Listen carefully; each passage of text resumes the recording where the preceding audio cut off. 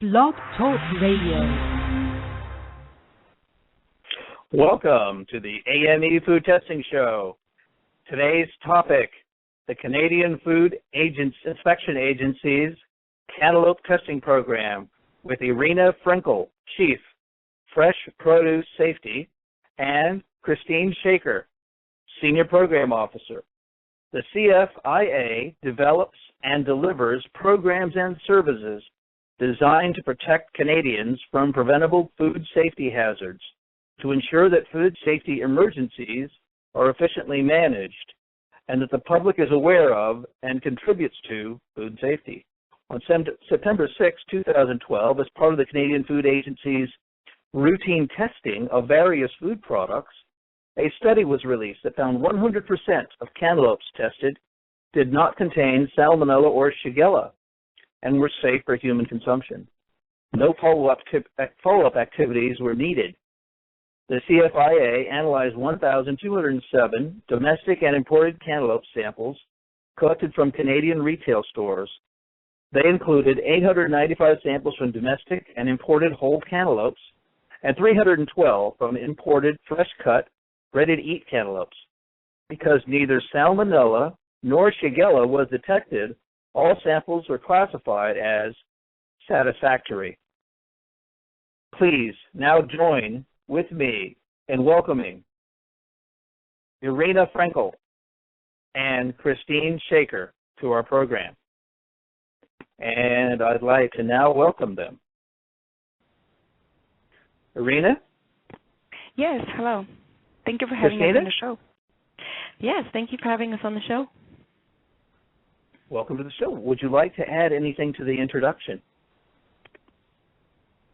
Not at the moment, no. Wonderful. Well, let's get right into our topic. What is Canada's Cantaloupe Testing Program? Okay, well, it's Irina Frenkel who is going to be speaking to this topic. I'd like just to begin to mention that Canadian consumers enjoy a great variety of fresh fruit and vegetables year-round, including various types of the melons and cantaloupes that are available on a Canadian marketplace. Keep in mind that growing season of cantaloupes in Canada is very short. There is a domestic melon production available in limited quantities. It's available from the provinces of Ontario, Quebec, and British Columbia. However, the majority of melons and cantaloupes as well sold in Canada are imported. The significant volume of imports are available from the United States, mostly from California, and there's a small amounts of Mexican cantaloupes available as well as from the countries of Central America such as Guatemala, Costa Rica, and Honduras. So this type of information, such as consumption rates, volume of imports, volume of domestic productions, as well as some of the past issues and concerns that we may have, are taken into account when there's a design and development of risk-based sampling activities that are taking place. So when it comes to the Canadian Cantaloupe Testing Program, there are several sampling regimes or sampling activities that are currently in place by the agency, and this includes domestic and imported cantaloupes. There's a sampling that is taking place at the importer level, distributor, and wholesaler. So these are the whole cantaloupes that are sampled at the distribution of the melons, as well as there's a final product sampling that is taking place at the fresh cut operator. So this is a fresh cut domestic facilities that are being inspected for their GMPs, so good manufacturing practices, and the final product is collected to support the inspection results. And there's also targeted surveys, which is sampling that is performed at the retail level, at the farmers markets and farm gates. So all these sort of sampling regimes are complementary to each other. They provide information on industry compliance, on how industry is complying with the food safety requirements, and as well it allows to estimate the prevalence and distribution of target pathogens in cantaloupes available in Canada. Wonderful. Let me ask just a brief question. Why did the program emphasize cantaloupes? Because they were never high risk in the past. Well, cantaloupes are not the only product that are being sampled. However, it is demonstrated through various investigations that there have been illnesses and issues associated with the consumption of cantaloupes. Particularly, there was a number of outbreaks of salmonellosis, so Salmonella bacteria that was found to be present in cantaloupes and causing illnesses. And therefore, this product is considered to be sort of a high risk and of interest to us to monitor for and select for testing and sampling. Wonderful. Let's address the question, which are the pathogens of interest? You mentioned Salmonella. What are some of the others? Yeah. So there are several microorganisms that we're interested in testing for. There's indicator organisms such as generic E. coli, and that allows us to determine sort of sanitary conditions under which cantaloupes have been grown, packed, and transported, as well as pathogens such as Salmonella, Shigella, E. coli 0157H7 of the concern, again, due to the fact that cantaloupes are grown close to the ground. There may be soil and soil particles that may be carried with this commodity. There's also unique sort of morphology, unique characteristics. There's a netted surface, netted rind that may have an ability to trap bacteria on its surface. So these are the pathogens of concern. In addition, we also test for Listeria monocytogenes in the fresh-cut cantaloupe, so not on the whole, but on the fresh-cut melon. And again, that gives us an indication of the good manufacturing practices and various HACCP-based controls that the industry is expected to implement to control bacteria. Just as an aside, what are some of the methodologies and technologies that you use to detect these pathogens? So the CFIA labs employ rapid screens. So it's a PCR-based methodologies, and each presumptive positive is further confirmed with the culture method. So the screen results or the negative results are available quite quickly, within 24 to 48 hours. However, when there's a presumptive positive, then laboratory is continuing with confirmation with the cultural method. That may take a little longer to actually confirm the presence of the live microorganisms. And then there's a further sort of a typing of the microorganisms to determine the species, and further looking if there may be an illness that may be associated with the presence of that microorganisms. That's an excellent discussion on the methodology and technologies. You know, we have about thousands of listeners. Most of them are food production, food quality, food safety, and food security managers. Could you just describe what PCR means and culture methods, just in general terms? Well, PCR is a DNA-based method, so it looks for the live or dead microorganisms in the sample. So again, if we find a dead DNA or dead genetic material, perhaps it gives us an indication that, say, a sanitation program worked well by killing microorganism. But if there's a live one, then the culture method, which is a plating of the sample into the special media that allows to eliminate the competitive flora, but also supports the growth of the pathogen of the organisms that we're interested in to further detect it and to further type it into what kind of salmonella, for example. Is it a Salmonella puna, or is it a different species? So that gives an indication that the organism available on the sample is actually live, and its presence may be of a public health concern. So the cultural methods take a little longer because organisms need to be kind of nurtured and grown on a medium, and then further biochemically confirmed. But the screen method, which is a DNA-based, it's a very quick. So the negative results, as I said, is available within 48 hours, but the positive results would have to be further confirmed with the cultural method. And actually, these methods are also publicly available on the Health Canada website in the compendium of microbiological methods.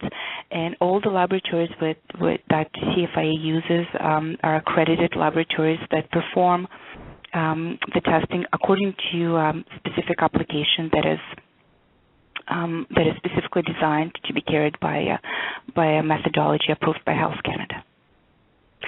So just to sum up, it's important. It's important to choose a particular method that is applicable to your food, matrix of the food, and a microorganism that the industry or the governments are interested in following up with. Very good. You know, as I'm thinking about the specific tests that are used, what about the testing program? How is that conducted?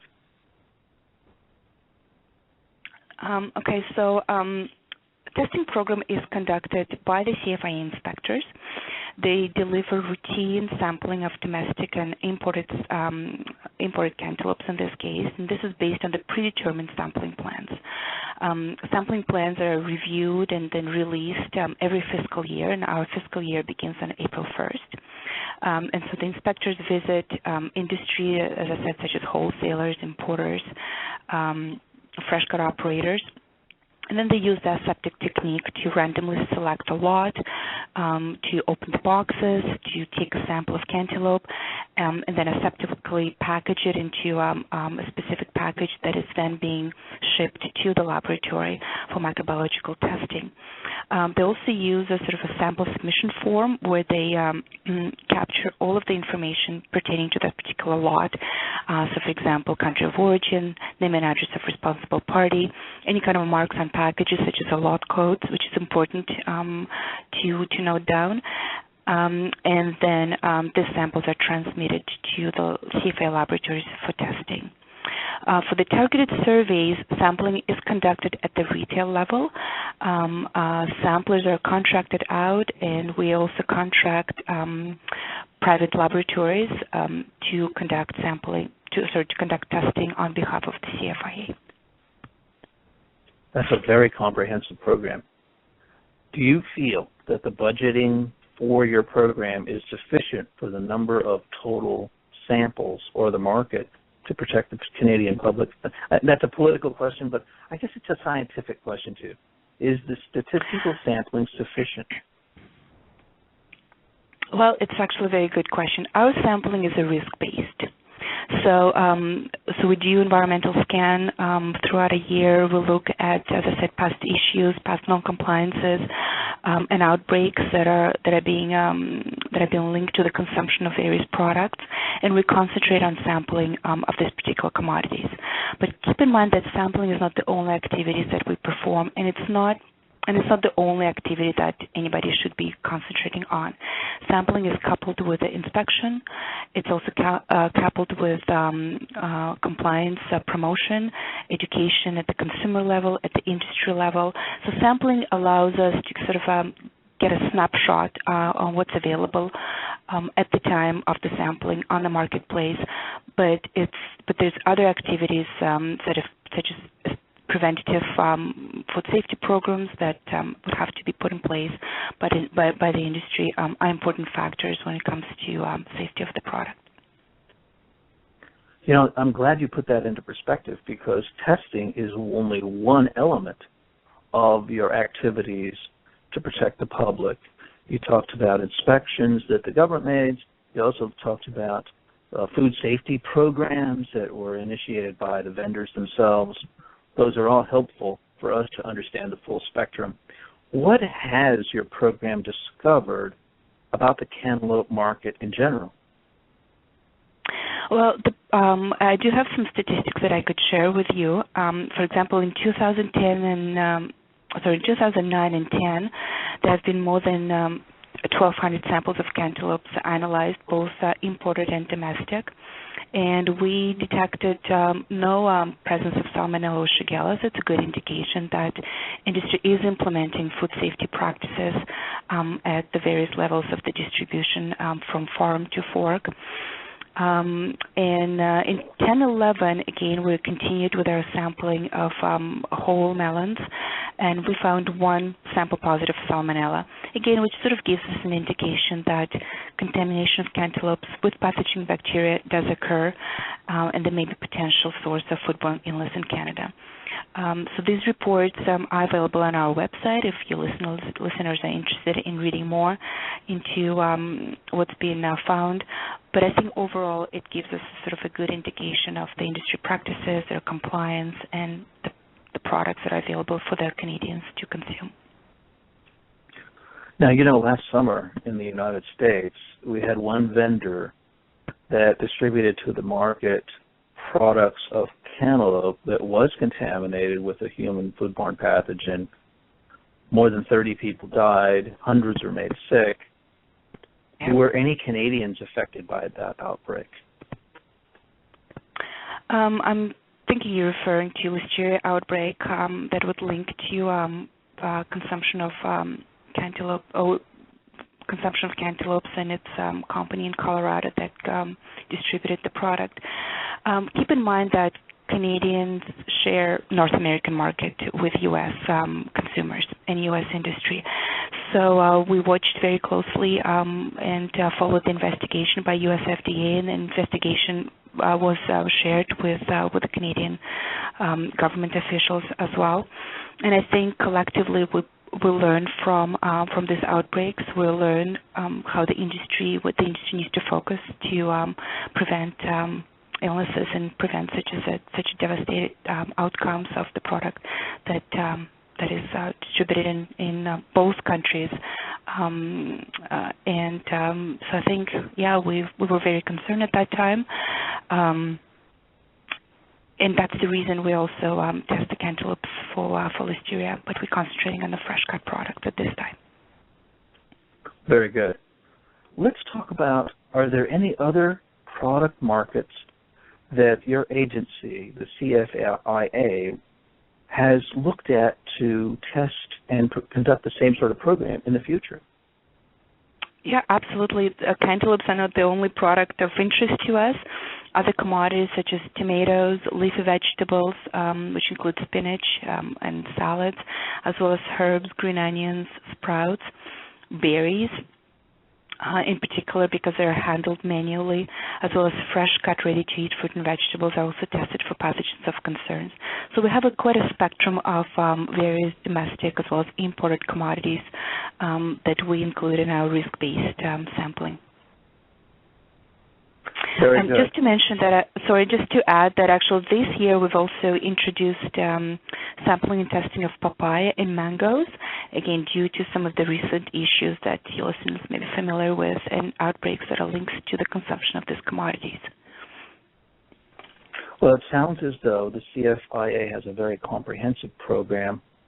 What I'd like to ask you to do is to summarize our discussion into the basic points. So you can talk about the general program, pathogens of interest, how the program's conducted, and what you've discovered about the cantaloupe market, the study that you did, and then just briefly talk about your other types of products. As a brief summary before we close our discussion. Okay. Well, I just wanted to mention that food safety is a top priority for the Government of Canada when it comes to fresh fruit and vegetables. That preventative practices such as good agricultural practices, good handling, good manufacturing is important elements that we concentrate when it comes to compliance promotion with the industry, and we support the industry on both sides of the board to implement food safety regimes and food safety programs. Sampling is important and should be conducted in conjunction with the implementation of food safety preventative practices. Cantaloupes as well as other high-risk products such as tomatoes, leafy vegetables, and herbs are included in our sampling regimes. So we monitor for the compliance with food safety requirements of these commodities. And there's a zero tolerance for the presence of pathogens such as Salmonella, Shigella, E. coli 0157H7, and there's allowable tolerances for generic E. coli as an indicator organisms. And so far, our sampling program is showing that there's a low levels of pathogens present in fresh fruit and veg that are selected for testing. So we're very optimistic that industry is doing everything that it's possible to prevent contaminated product. Positive results and satisfactory results are followed up with investigation, additional sampling, recall notices based on health risk associated with the product. And we work collaboratively with our foreign government and industry partners to prevent illnesses and to supply consumers with safe products. Outstanding summary. Well, I'd like to thank both you and Christine for the excellent contributions that you've both given to the Canadian market and for the education you've given our audience of food production, food quality, food safety, and food security managers. You know, as I think about those four groups, in my mind, a food production manager is primarily interested in producing the most number of products with the least amount of expense. Food quality, they're interested in specific metrics about the product, its size, color, shape, freshness, other types of quantitative factors. Food security managers primarily interested in making sure their product doesn't make anybody sick, whether bacterial contamination, chemical contamination, mineral, anything that's unintended in the nature of the fresh product or the food product in general, as well as food security managers. Those are people that are interested that none of their employees intentionally contaminate the product in a terrorist act. Would you summarize how your agency supports those four types of functions in food production? Well, if I would invite your visitors or your listeners to visit the CFIA website, www.inspection.gc.ca. It has a great number of information both for the industry, such as code of practices, current import policies, import requirements, or the requirements for the domestic facilities. It also outlines what CFIA or the agency is doing in verifying compliance. You can have access to the reports that describe our testing and inspection activities. And it also has a great information to the consumer, such as fact sheets and information on how to properly store and purchase a product and not to cross-contaminate at home, because it's all of us have responsibility when it comes to the safe food. The industry, government, and the consumer play a great role in food safety. So I would invite you listeners to take a look at our website. It has an extensive information on the food safety. I've actually looked at the website. It's very impressive. Your library of data points, the studies and reports, particularly those that deal with food pathogens. Well, I'd like to again thank you for your participation today and allow you any final closing comments that you'd like to make before we close our program. Well, thank you for having us on the show. I think you provide a wonderful opportunity for your listeners to get updated on various activities that are conducted probably globally as well as in Canada, and we appreciate you inviting us to your show. Well, thank you very much, and I'd like to close with, if you have any other announcements for our four main listenership members, that you feel free to come back on the show, send me an email, update me on the topic, and we'll get you scheduled back in.